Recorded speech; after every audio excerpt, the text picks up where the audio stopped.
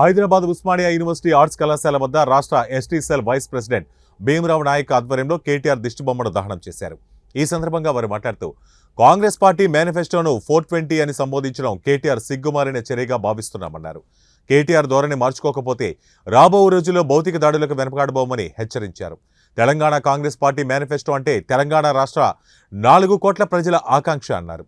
తెలంగాణ ప్రజలకు కేటీఆర్ వెంటనే క్షమాపణ చెప్పాలని డిమాండ్ చేశారు. నిన్న రాష్ట్ర మాజీ మంత్రివారిలు కేటీఆర్ గారు తెలంగాణ ప్రదేశ్ కాంగ్రెస్ కమిటీ ఏదైతే మేనిఫెస్టో విడుదల చేసిందో దానిపైన అసభ్యకరమైన విషయాలు 420 అని చెప్పి సంబోధించడము చాలా బాధాకరము.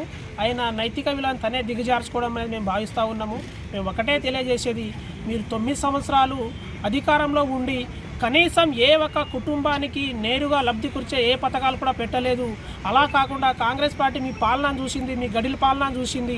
9 సంవత్సరాల తర్వాత మిమ్మల్ని ఒడగొట్టి ఇంటికి పంపించిన తర్వాత మీరు ఇంకా అహంకారంతోనూ అవమానపరిచే విధంగా మాట్లాడము సిగ్గుచెట్టుగా భావిస్తూ, కాంగ్రెస్ పార్టీ విడుదల చేసినటువంటి మేనిఫెస్టోలలో చదువు రాకపోతే నీ పక్కన ఉన్నటువంటి పిఏలతోనో లేదా నీ పక్కన ఉన్న బటర్లతోనో నువ్వు చదివించుకొని దానిలో ఉన్న పూర్తిగా విషయాలను తెలుసుకోవాలని చెప్పి మేము తెలియజేస్తూ ఉన్నాము. 420 అనేది ఎవరిని అంటారంటే దొంగని అంటారు. ఎవడైతే ప్రజలను గెలవకుండా 9 సంవత్సరాల గడిలో పండుకున్నాడో, మీ ఫామ్ హౌస్లో పండుకున్నాడో, మీ కేటీఆర్ మీ తండ్రిని అడిగితే 420 ఎవరో నిజమైన 420 తెలుస్తుంది.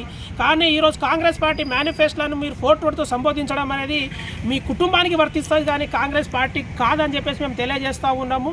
అవసరమైతే మేము ఒకటే తెలియజేస్తున్నాం, కేటీఆర్ ఇప్పటికైనా నువ్వు మానుకో. మీరు అబద్ధాలు మాట్లాడి 9 సంవత్సరాలు మీ నోటి మాట్లాడి అబద్ధాలకే పరిమితమైంది.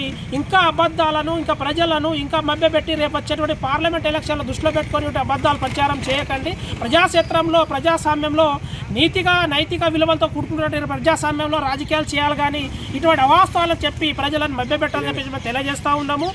నీకు చిత్తశుద్ధి ఉంటే 9 సంవత్సరాల తర్వాత మీ ఫామ్ హౌస్ ఎవరి పేరు మీద ఉన్నది, మీ ఆస్తులు ఎంత పెరిగినాయి, మీ బావ ఆస్తులు ఎంత, మీ అక్క ఆస్తులు ఎంత అని చెప్పేసి దానిపైన శ్వేతపత్రం విడుదల చేయాలి. మీకు దమ్ము ధైర్యం ఉంటే ఇదే ఉస్మానియా యూనివర్సిటీలో మీరు అధికారంలో ఉన్నప్పుడు రాలేరు, ఇప్పుడు కూడా మీరు రాలేరు. మీకు దమ్ము ధైర్యం ఉంటే నీకు ఉన్నటువంటి తెలంగాణ భవన్లో పెట్టుకొని మాట్లాడడం కాదు, ఇంకా వేరే బయట ప్రెస్ మీట్లో కానీ లేకపోతే మన ఉస్మానియా వచ్చి మాట్లాడి ఉంటే బాగుంటుంది చెప్పి తెలియజేస్తూ ఉన్నాం. ఇంకా కానీ కాంగ్రెస్ పార్టీ పైన అవాగు చావుకొని మాట్లాడితే మాత్రం ఖచ్చితంగా ప్రజలు మిమ్మల్ని ఇంకా బుద్ధి చెప్తారు. ఇంకా ఎక్కువ చేస్తే మాత్రం ఖచ్చితంగా భౌతుల దాడిలో కూడా